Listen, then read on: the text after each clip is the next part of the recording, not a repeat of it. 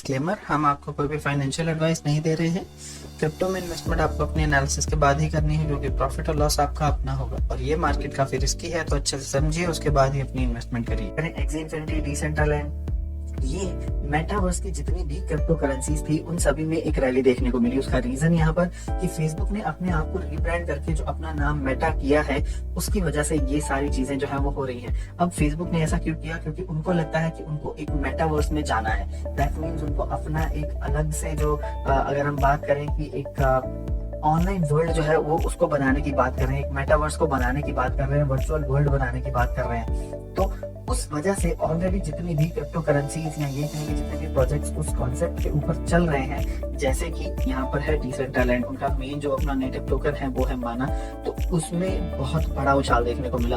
अगर उसकी वैल्यूएशन की बात करी जाए तो 1.44 बिलियन डॉलर से सीधा 2.08 बिलियन डॉलर तक वो पहुंच गया 24 घंटों के अंदर। और अगर माना के टोकन की प्राइस की वैल्यू की बात करें तो वो 45% उछाल के साथ 1.14 पर पहुंच गया था इतने ही पीरियड में। और उसी के साथ साथ एक्सी इन्फिनिटी जो है वो भी दूसरा एक ऐसा बड़ा कॉइन है।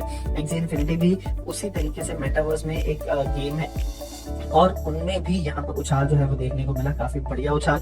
वैल्यू की बात करें तो 7.74 बिलियन डॉलर से 8.40 बिलियन डॉलर की जो वैल्यूएशन है वो एक्सी इन्फिनिटी की हो गई थी। और उसी के साथ अगर उसके पॉइंट की बात करें तो उसने $150 का जो मार्क था वो एक बार फिर से अचीव किया। और बाकी के जितने भी यहाँ पर जो टोकन्स हैं जो कि मेटावर्स के साथ किसी न किसी तरीके से रिलेटेड है, जैसे सैंडबॉक्स है, सैंड इलिवियम है, ILV डिवीजन नेटवर्क है, ये सभी में ही रैली देखने को मिली है फेसबुक की न्यूज के बाद। अगली न्यूज की बात करें तो बिगेस्ट जो बिटकॉइन फंड है GBTC, वो प्लान कर रहे हैं कि भाई ETF बन जाएं, वो अपना सारा जो GBTC है उसको ETF में कन्वर्ट कर दें जुलाई 2022 तक। तो अब अगर वैल्यू की बात करी जाए तो $40 बिलियन का एसेट अंडर मैनेजमेंट है यहाँ पर GBTC के बाद, तो काफी बड़ी अमाउंट है यहाँ पर। और उनके accordingly at present perfect timing है कि वो अपने सारे GBTC जो है उनको ETF में कन्वर्ट कर दें।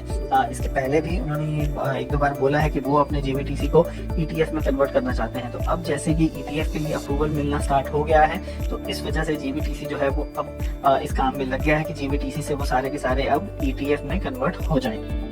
इथेरियम ने अपना ऑल टाइम हाई जो है वो अचीव किया $4400 के ऊपर जो है वो करंट अभी भी उसकी जो वैल्यू है वो चल रही है। और इसका रीजन हमने आपसे शेयर किया था कल की न्यूज में भी कि अल्टेयर जो अपग्रेड हुआ था वो बहुत बढ़िया हुआ था, बहुत ही स्मूथली हुआ था और 98 पॉइंट समथिंग जो परसेंटेज थी नोट्स की वो सारी की सारी मूव हो गई थी अल्टेयर अपग्रेड के ऊपर।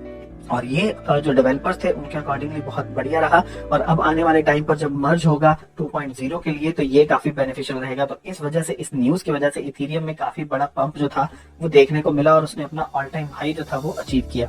अगली न्यूज की बात करें तो माइक्रो स्ट्रेटजी ने एक बार फिर से करीब 9000 BTC जो थे वो अपने इस लास्ट क्वार्टर में बाय इन किए हैं। तो अब उनके पास टोटल जो हो गए हैं BTC वो हो गए हैं 1,14,042 BTC, जिनकी अगर एवरेज परचेजिंग प्राइस की बात करी जाए तो वो है 27,713। तो इससे आप अंदाजा लगा सकते हैं कि वो कितने प्रॉफिट में है, करीब डबल से भी ज्यादा प्रॉफिट में एट प्रेजेंट वो चल रहे हैं। तो अगर उनकी टोटल जो वैल्यू है उसकी बात करी जाए तो $7 बिलियन यहाँ पर उनकी टोटल अमाउंट जो है वो हो चुकी है बिटकॉइन की।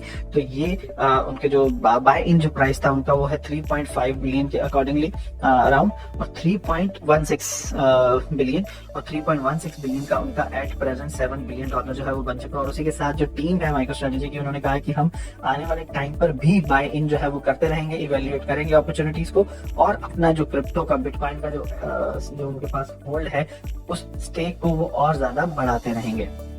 अगली न्यूज की बात करें तो मास्टरकार्ड प्रिपेयर कर रहा है अपना इंफ्रास्ट्रक्चर CBDCs के लिए। तो मास्टरकार्ड हमेशा से कहता है कि वो क्रिप्टो के इकोसिस्टम में अब बहुत कुछ करना चाहता है और उस वजह से वो बहुत सारी चीजें जो है वो लगातार कर रहा है। तो उनमें अब एक और चीज यहाँ पर वो ऐड कर रहा है CBDCs के लिए इंफ्रास्ट्रक्चर।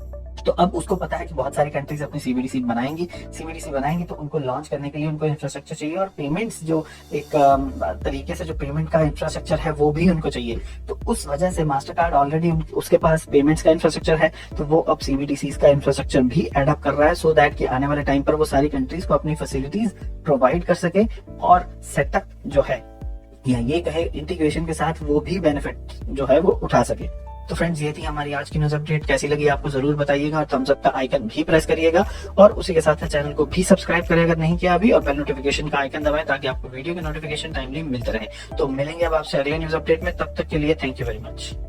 साल 2009 जनवरी की है बात, क्रिप्टो करेंसी की नई शुरुआत। दुनिया अनजान थी, कितनों को ज्ञानी के बिटकॉइन फेर देगा पूरा इतिहास।